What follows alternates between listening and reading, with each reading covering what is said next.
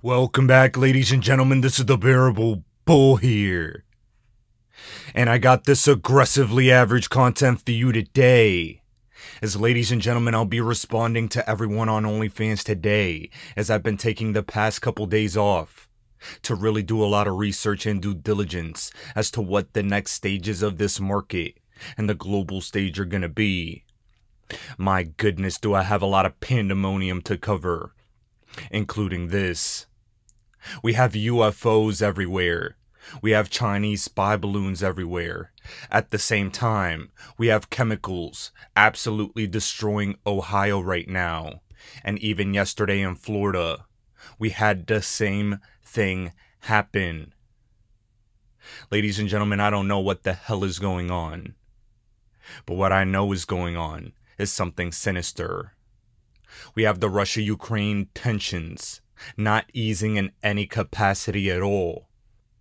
And we may very well be on the brink of World War III. I'm not calling for it, but this is the reality. All of this, in my personal opinion, accompanied with the launch and birth of AI, is going to lead to a cashless society, is going to lead to a credit score system, is going to lead to AI surveillance, helping with that social credit score system. Ladies and gentlemen, China is the blueprint. This is already live, and it's coming to the Western world. The reason I continue to cover this and bring it up is because this is the end of all freedom, and it's at our doorstep, and too many people are asleep at the wheel. Not enough people are awake or conscious about this. They think it's years away. Well, in Nigeria, it's at their doorstep. There was a revolt at the central bank after it declared old currency notes no longer legal tender. And just because it's Nigeria, people aren't giving it mainstream coverage. But what happens when it hits the UK? What's going to happen when it hits the US? They've essentially confirmed that bank bail-ins are an inevitability. And what's also inevitable is CBDCs in every single country on the planet. I believe XRP is going to be instrumental in the CBDC endgame. Central bank digital currencies are unstoppable. They 100% will be here. And all I'm doing is telling you how you could profit from it, so that you can have an ounce of freedom in this world of tyranny. Ladies and gentlemen, heed my warning, as corruption is afoot. We're running out of time. The chips are stacked against you. But if you hold XRP and other select digital assets, you might have a fighting chance against a new world order. Now, and one of the most hilarious things I've ever seen, the SEC, after almost a year of watching Terra Luna collapse and rug pull the entire crypto industry, they finally charged Do Kwon with fraud in the Terra collapse. This is unbelievable. You cannot make this up. Gary Gensler has the audacity to parade around CNBC saying he brought enforcement actions against Kim Kardashian, Library, Dragon Chain, and other coins that aren't hurting anyone. But the biggest scam of a crypto project in history, arguably, that he takes almost a year to bring enforcement actions against. This is incredible. And yet again, he's stating that he believes this is a massive victory. Under Gary Gensler's watch, there has been absolute pandemonium. There's been absolute chaos. And he has destroyed American innovation. Even Patrick Menhenry weighs in and stated the SEC's action on qualified custodians is clearly part of the Biden agenda and their attack on the digital asset ecosystem. The future of digital assets is a major political and economic question that must be decided by Congress. And as the days go by, and as this Ripple decision in this case is coming to a climax of a moment, I believe there could be some intervention by Congress as this case is getting to its endpoint? Could it be that Congress is waiting to see what the judge says in this court case to try and lay out a framework to hold the SEC in their tracks? Maybe. Could the SEC and Gary Gensler be getting the hammer brought down on them? I hope so. But for those of you listening at home, do not be afraid. If there's something I've been stating on my channel for the past 4 years, is that a moment like this was coming, when regulations were coming to our doorstep and would collapse a lot of the crypto market. Exchanges are going to be coming under compliance like Kraken. Crypto projects are going to be dying. And ultimately, that's what we've in the XRP community have been expecting. 99% of cryptos will die. And this is just the eye of the storm that we're flying through. You cannot be afraid of this news. You cannot be afraid of these regulators. You just need to be afraid of being in a central banking system with fiat currencies in your checking and savings account, with minimal investments to counteract and hedge against the collapse of the system. Many people aren't playing their cards right. And at the very least, if you have minimal exposure to crypto, you better start acting, because crypto is not going away. And on the contrary, as more cryptos die, all that money will consolidate to the top few coins and make those go on a generational wealth building bull run. The bull run of a millennia is coming soon. And too many people are asleep at the wheel, not paying attention. Now, ladies and gentlemen, I have a very brief clip from CNBC talking about how Kraken's settlement with the SEC is not conducive to successful regulation in the United States. I'm not sure what the next steps in the United States for our success are going to be, but what I do know for sure is that it's not this. We need clarity, and Congress needs to check the SEC's power ASAP. I think it's very possible that with the frustration that we've been hearing from the Senate of Gary not attending Senate meetings, but instead going on CNBC parading around, that we may be seeing the end of Gary's parade. Because as a lot of you may agree, he may be the most incompetent and tyrannical regulator in the United States. What's your take on what we heard about Kraken last week? We had Gary Gensler on the program, I believe, on Friday after that announcement. And there seems to be a real sense right now that there's lots of different enforcement actions taken. He's saying to folks who are watching our broadcast and others, please come in, register, come on our website, tell us what you're doing, and, it'll work. Or I don't know if he's saying it's going to work, but he's saying that that is the at least temporary solution. How do you see that?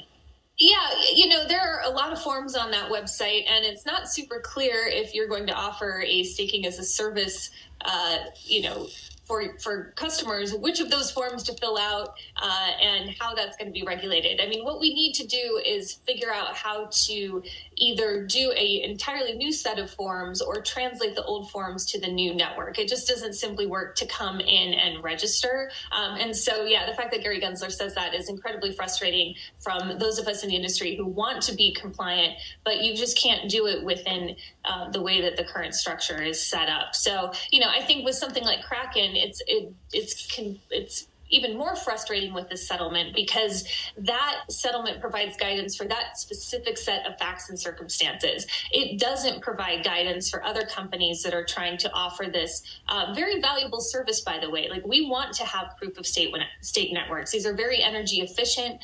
This is a very popular way to do computing on a large scale and to have those transactions be valid. We want more people to participate in that process. Like, that should be a worthy goal. And so we need to figure out that for consumers that don't want to do this on their own, but still want to be a part of the network, we want to figure out a path forward to doing that. And when you have a settlement like we did with the SEC and Kraken, there is no path forward. The path just ends for Kraken, and it leaves everybody else confused as to how to proceed. And so it's really why we need Congress to step in and work on legislation and try to answer some of these questions in a more... You see, ladies and gentlemen, that right there is American innovation begging the SEC and Congress to give guidance to the fourth industrial revolution.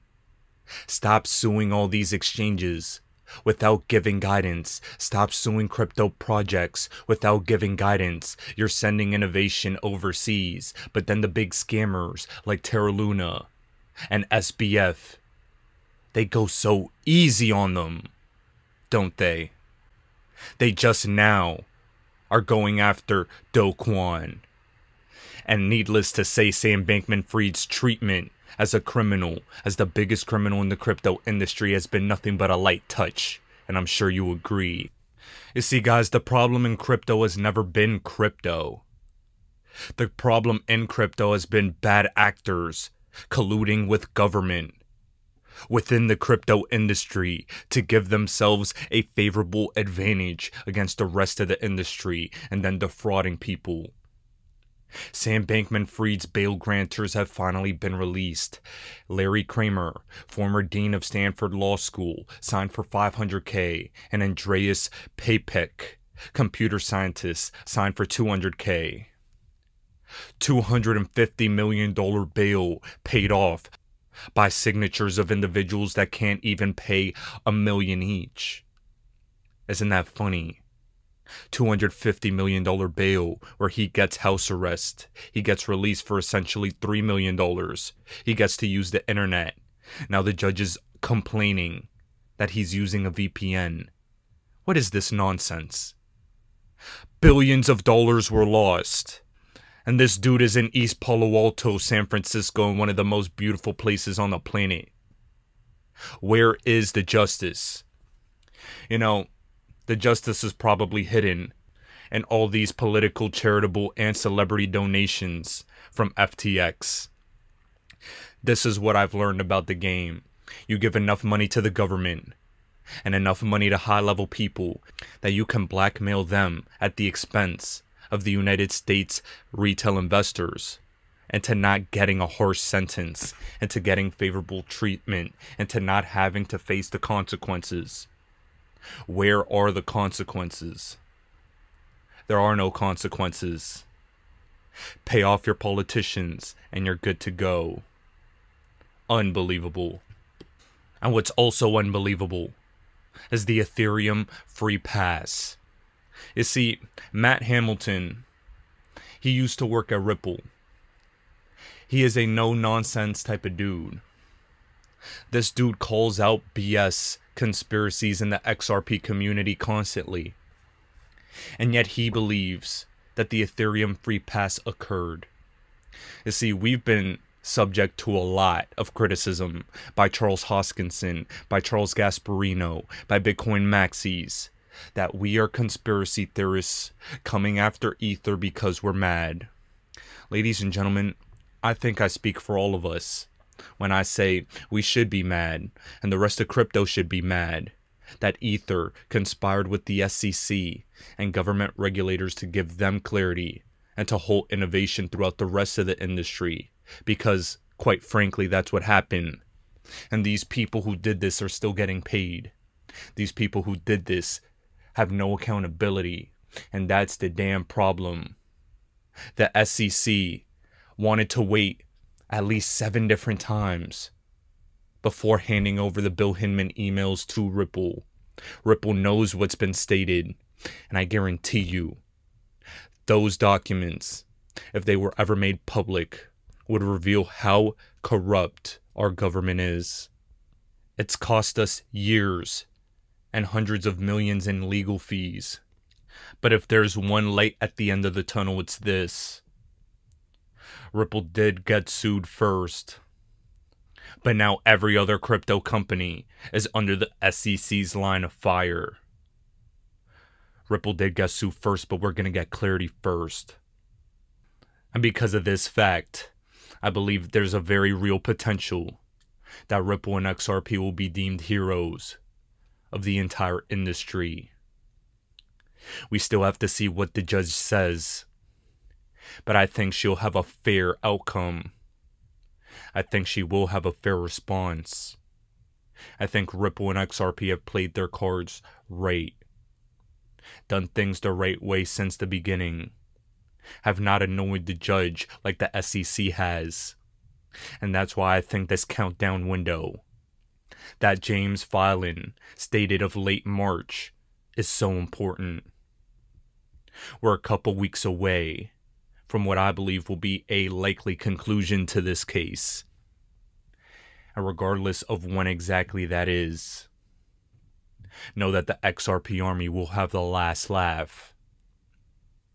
Crisis after Black Swan event is happening in the real world right now. It's all a distraction.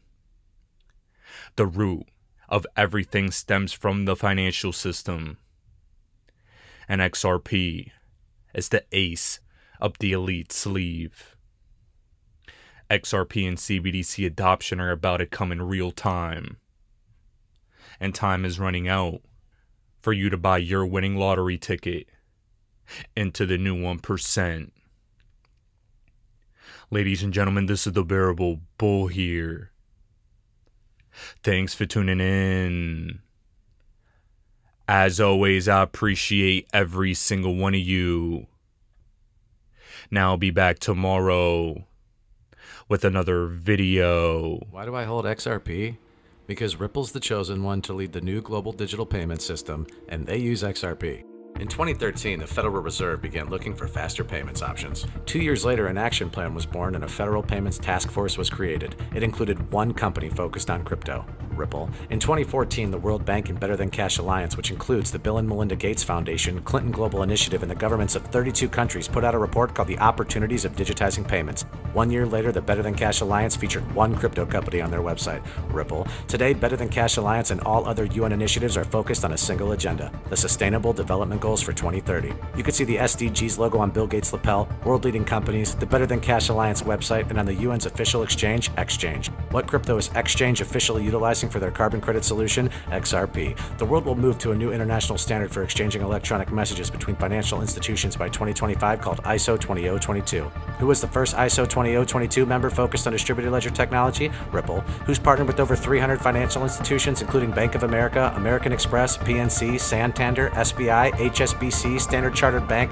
Bank of England, India, Singapore, Scotland, Australia, and Indonesia, the largest banks in Japan, Canada, Egypt, the Middle East, United Arab Emirates, Thailand, Morocco, Bhutan, South Korea, Brazil, and Latin America? Ripple. Who is a former employee overseeing the Federal Reserve? Ripple. A former employee overseeing the world's largest asset manager, BlackRock's digital asset division? Ripple. Leading Australia's CBDC effort? Ripple. Who hired a former Treasury of the United States? Ripple. 2 former Federal Reserve attorneys to their board? Ripple. 2 former Clinton and Obama advisors? Former Minister of Defense and Economics of Germany? Former business director at Swift, former Swift board member, former CFO of PayPal, former head of the DTCC, former chief business officer at Uber, former VP of Amazon, and former SEC chair on their legal team? Ripple. Who's a member of the Digital Pound Foundation, Digital Dollar Project, Digital Euro Association, Mojaloop, IMF's high-level advisory board on fintech, Hyperledger Blockchain Consortium, Open Payments Coalition, Faster Payments Council, Global Payments Steering Group, Cross-Border Working Group, International Association for Trusted Blockchain Applications, Crypto Climate Accord, University Blockchain Initiative, World Wide Web Consortium, and a featured partner of the World Economic Forum with 3 members of their team directly listed on the WF website?